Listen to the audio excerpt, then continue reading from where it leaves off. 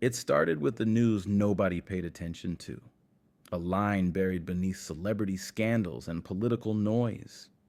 Solar storm activity spiking, possible auroras visible at lower latitudes. Marcus read it on his phone between emergency calls. He didn't think twice. He was an EMT, not an astronomer. His wife, Renee, caught it on the classroom feed while grading papers. Her science students joked about superpowers and the northern lights. She rolled her eyes and marked the next test. At home, Jaden barely looked up from his game, even when the phone flickered. Naomi, drawing a wolf under a moon she'd never seen, paused only when her pencil snapped. The signs were there. We just didn't understand them. The lights went out at 9:17 p.m. Not just the living room lamp, not just the block, everything. Phones died. The TV snapped black. The fridge clicked off. The city, always humming, went silent. Marcus stepped outside into the dark hallway of their apartment building. Other doors were opening. Confused neighbors murmured. One shouted, "Hey, my car won't start!" Down on the street, horns blared, then stopped. The glowing skyline of the city, once constant, was gone. No electricity, no signal, no noise. Renee joined him on the balcony. "Did we blow a breaker?" "No," Marcus whispered. "This is bigger." Overhead, the sky shimmered with a pale green aurora. It pulsed gently, eerily beautiful, like the earth itself had flipped upside down. That's when the screaming started. 10 floors below, a fire was spreading. A transformer had exploded on a delivery truck. People were running. No alarms were working, no elevators. And Marcus, EMT instincts kicking in, grabbed his bag. "Stay inside. Lock the door," he told Renee. "If it's just a blackout, they'll get it back online." Renee didn't believe it for a second. Neither did Jaden. "I can help," he said. "I've got a flashlight on my—" His phone was dead. They all were. Naomi held up a candle already lit. "I think we're gonna need these again." Marcus didn't return for 4 hours. When he did, his hands were black with soot, his eyes wide with shock. "It's not just us," he said. "The fire trucks never came. Radios don't work. Cars don't work. I walked 2 miles. Everything's dead." He set his gear down slowly. "This isn't a blackout," he whispered. "This is collapse." By dawn, the city was unrecognizable. No engines, no horns, no buzz of traffic or flicker of streetlights. Just wind and distant voices carried through the concrete maze. From their 10th floor balcony, the family watched smoke rise in the distance. Not one column, but many. Stores had been looted overnight. Emergency vehicles, powerless without electronics, sat useless. Fires burned unchecked. Marcus rubbed his temples. "This isn't just local. We've got a full-blown CME event. Grid failure. Total. That means no power plants, no satellite comms, no supply chain. Nothing digital survives." Renee looked at him like he was speaking another language. "And the city? It's not going to last long." Jaden paced the apartment, holding his dead phone like it had betrayed him. "There's got to be a way to charge this. What about solar or batteries?" "No towers," Marcus said. "Even if you charged it, you'd just be staring at a brick." Naomi sat near the window, sketching the skyline. She didn't say much, but her eyes kept drifting to the streets below, where crowds were growing. Not organized, not angry. Just scared, hungry, desperate. At noon, someone broke into the apartment complex's lobby. They heard the crash of glass, then running. No alarms, no police, just silence afterward. Marcus reinforced their door with a couch. Renee rationed the food, enough for maybe 3 days if they stretched. Water was still running, but Marcus warned it wouldn't last. Once the pressure's gone, that's it. We need to leave, Renee said quietly. We need to go to Theo's place. Uncle Theo. Off-grid. Ex-military, paranoid prepper. They used to laugh about his bunker in the woods. No one was laughing now. We can't take the car, Marcus said. Battery's fried. Everything electronic is. Then we walk, Jaden said. His voice was flat, hollow. It's over 100 miles, Renee reminded him. But there was no better option. Stay and wait for the city to devour itself. Or move. Risk the road. That night, the city finally screamed. A mob formed near the supermarket across the street. Bottles shattered. Someone fired a gun. Sirens never came. Jaden stood by the window and watched people fight over cereal and canned soup. It's like a zombie movie, he said. Renee wrapped her arms around Naomi. Worse, she said, because these are still people. Marcus went to the closet and pulled out his old hiking pack. We leave tomorrow. First light. They didn't sleep, just waited, listening, as the city, piece by piece, tore itself apart. They left before the sun rose, when the sky was still gray and the streets were wet with dew. Marcus carried the heaviest pack, water, first aid, a small axe, and anything not dependent on electricity. Renee shouldered food and blankets. Jaden had tools and Naomi's sketchbook. Naomi clutched her bag tight, carrying pencils and a flashlight that no longer worked. She carried it anyway. The apartment door closed behind them for the last time. They didn't say goodbye. There was no point. The city was a different place in daylight. Glass crunched underfoot. Smoke curled from broken windows. A dog darted past them, wild-eyed and panting. No leash, no owner. Every block told a story. Some buildings boarded up, others gutted. Graffiti screamed warnings. Food is gone. Stay away. Only the strong survive. Jaden kept glancing behind them. We're not the only ones leaving. They weren't. Small groups moved in silence, some with carts, others with children clinging to them. One man passed them dragging a suitcase, the wheels thumping over broken concrete. Everyone looked hollow. No one made eye contact. By noon, they'd reached the edge of the city, heading west. Theo's cabin was somewhere near the river, tucked in deep forest. The old man had always talked about his fallback zone like it was a joke.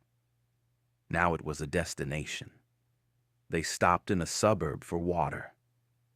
Renee found a garden hose that still trickled. Naomi sketched a small house with a tire swing while they rested. Jaden found a half-eaten granola bar in an abandoned car and didn't tell anyone. They moved quickly after that. Suburbs were quieter, too quiet. And then they saw it.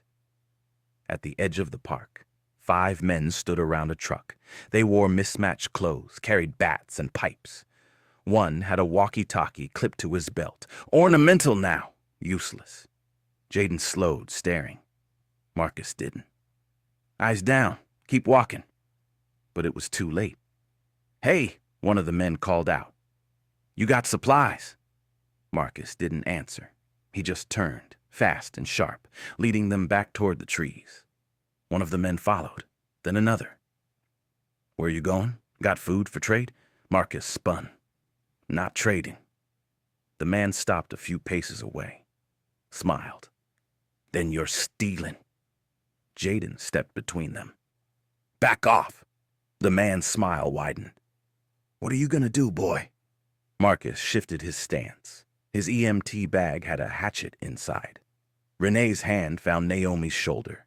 The air held still. Another man called from the truck. Let him go. Not worth it. They watched as the family backed away and disappeared into the brush.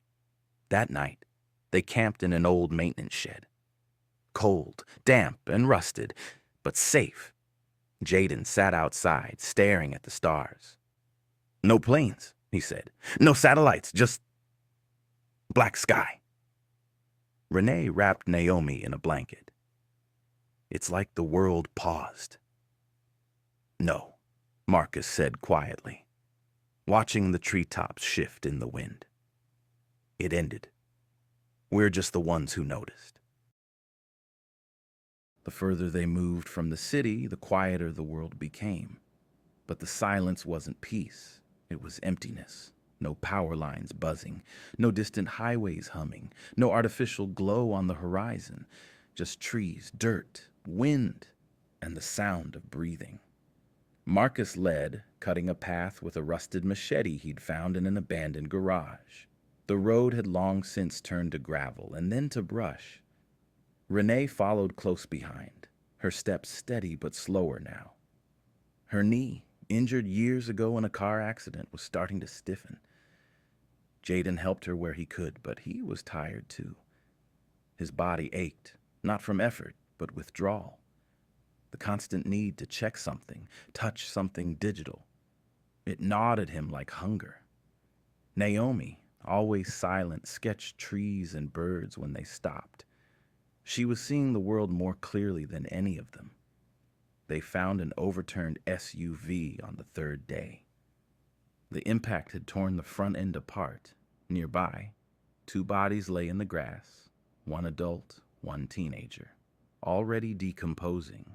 No signs of animals, just nature reclaiming what it could. Jaden stared at the wreckage for too long.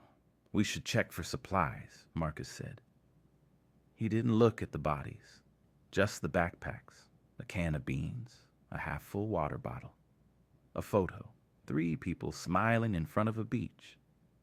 Renee folded the photo gently and left it by the man's hand. That night, a storm hit. They huddled beneath a broken picnic shelter, wind slashing through the woods like knives. Lightning cracked above, thunder rolling deep and low. The air smelled of wet bark and ozone. Renee shivered, drenched and miserable. "Theo better still be alive." "He will be," Marcus said, but not with conviction. "What if he's not?" Jaden asked. "What if nobody is?" No one answered. The next morning, they found a house, not a cabin or shack, but a real house nestled off a dirt road. 2 stories still intact, hidden by a collapsed tree that had masked it from view. "Could be abandoned," Marcus said. "Or not," Renee warned. Still, they had to check. Inside, they found signs of someone who had once prepared. Stacks of canned food, firewood, water jugs. The walls were lined with books and manuals. Whoever had lived here had planned for something, just not enough. The living room held a single chair, and in it, a body slumped forward, long since gone. Renee covered Naomi's eyes. Jaden, staring at the notes left behind, read aloud. "Waited as long as I could. The generator's dead. No contact, no one's coming." They buried the man out back and left his home untouched, as if disturbing it too much would wake the past. But they took what they needed. That night, by the fire, Naomi finally spoke. "Do you think the stars will always be this bright?" Marcus looked up. The sky was brilliant, raw, and endless, as it had been before human lights drowned it out. "I hope so," he said, "even if we're not here to see it." The road to Theo's land was no longer a road at all. Just a faded game trail cutting through dense pine forest, tangled roots, and thick underbrush. Marcus led with a compass and a printed map, the only tech they had left that still worked. The days bled into one another, walking, searching, resting, walking again. Every step forward took more from them. But it was Naomi who saw him first, a figure, down in the clearing. standing still in an open field not far from a creek where they planned to refill their water. He looked human, alone, thin with a canvas pack at his feet and something slung across his shoulder. "A rifle," Jaden whispered. "Looks like it," Marcus said, lowering his voice. "Could be a hunter, or worse." "Do we talk to him?" Renee asked. Marcus didn't answer right away. He studied the man's posture, relaxed but alert. Someone used to watching, waiting. "If we leave," Marcus said finally, "he might follow us. If we talk, it might go bad." "So, no good option," Jaden muttered. "Exactly." They approached slowly. Marcus walked in front, hands visible, palms out. Naomi stayed back with Renee. Jaden flanked slightly, fingers twitching near the hunting knife Marcus had given him a day earlier. The man turned as they approached. Young, maybe 30, sunburned, with a thick beard and eyes that hadn't slept in days. He nodded once. "Didn't expect company." Marcus stopped a few feet away. "We're just passing through." That's what everyone says these days. His voice was calm, controlled. A man used to holding his ground. "What about you?" Marcus asked. The man glanced toward the tree line. "Had a camp. Got taken." "By who?" The man didn't answer. Just looked at the rifle.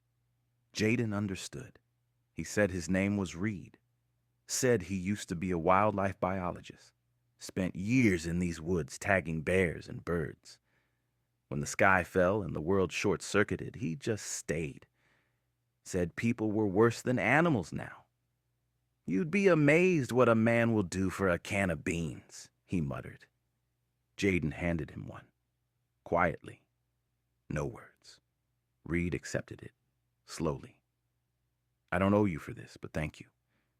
"Do you know this area well?" Marcus asked. "We're headed west. Cabin, family land, guy named Theo." Reed paused. "I know Theo. Old guy. Paranoid. Traps all over his land?" "That's the one." Reed pointed deeper into the woods. "Keep north along the creek. You'll find a split in the rock ridge. He's tucked in there, about 10 miles out." Jaden looked skeptical. "Why help us?" Reed stood, slung the rifle. "Because you didn't try to take anything from me. That's rare now." He walked past them into the trees. That night, they camped on a ridge under the stars. The fire was low, the air cold and sharp. Renee curled up next to Naomi. Jaden stood watch. Marcus cleaned the machete with slow, deliberate movements. "What if Theo isn't there?" Jaden asked. "He is." "And if he won't let us in?" Marcus looked at the sky, a dark blanket without satellites or planes. "Then we survive anyway." They followed the creek at dawn, weaving through frost-bitten brush and mossy stone. The air grew colder as the elevation climbed, and the trees thinned just enough to let light filter through in long, jagged beams. It felt like walking into another world. Marcus moved cautiously now. Reed said Theo set traps. Renee nodded grimly. Sounds like Theo. Naomi held Jaden's hand tightly, watching every step with wide, silent eyes. They found the first trap less than a mile in, a snare, hidden in tall grass. Old, but functional.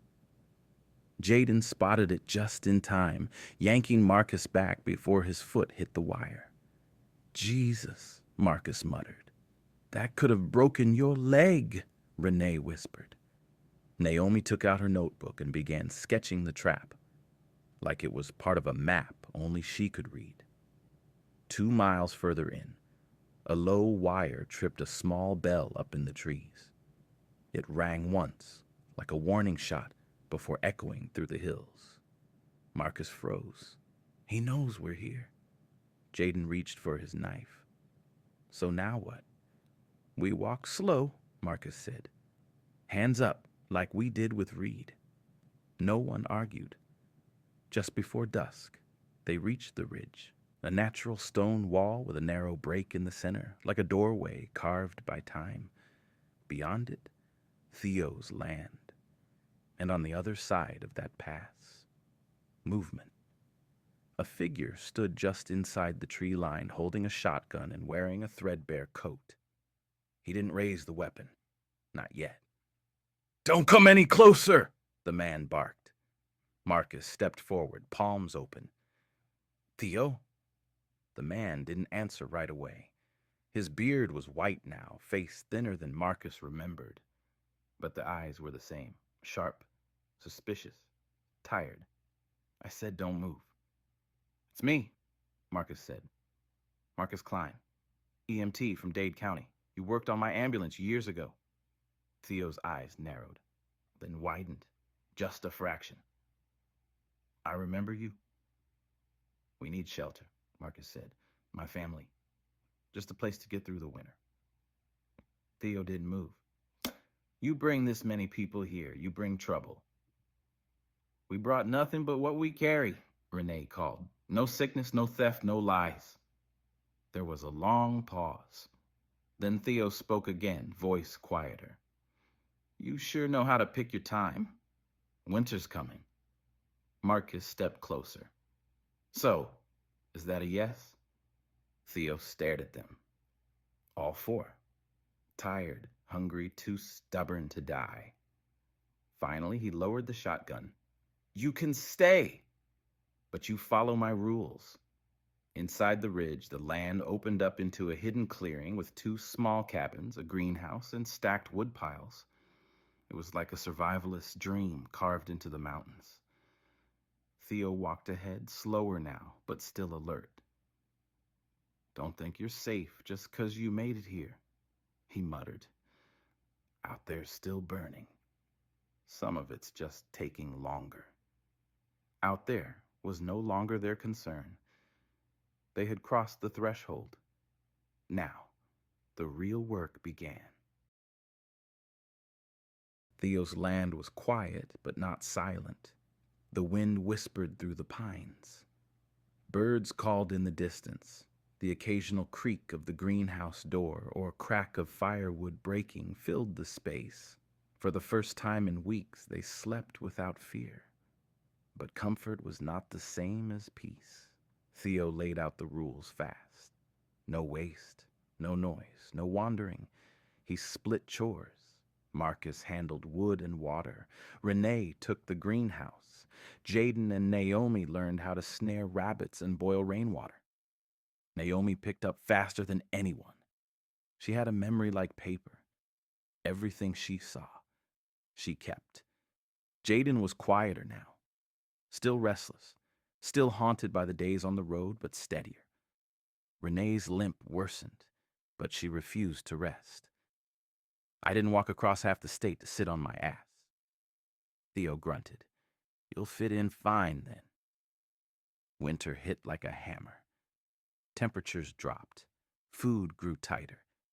The snow came in sheets that howled against the cabins and buried the greenhouse in a white shroud. They rationed supplies, ate in silence, and slept close for warmth. Naomi began drawing again. Images of their journey, the storm, the stranger, the traps, and Theo's land. Jaden helped her bind them into a small book made of scrap leather and twine. "This is what we keep," she said, "so we don't forget." One night, the radio crackled. It was old, solar-powered, probably older than Marcus, long since silent. But then, something. A faint sound. Static. And then a voice. "Repeat. Community outpost. Safe zone established. Frequency open." Marcus sat frozen. Theo scowled. Could be bait.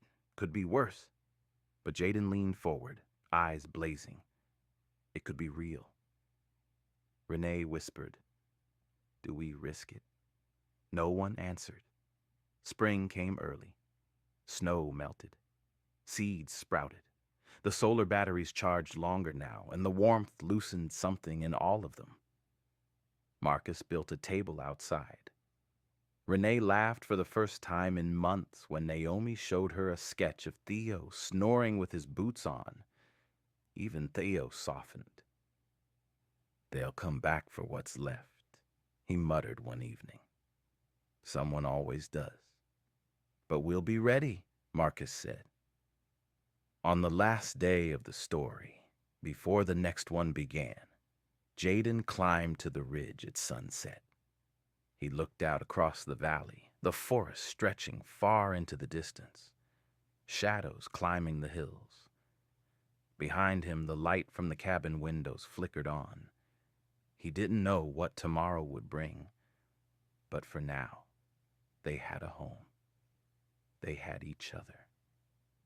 They had survived the black sky.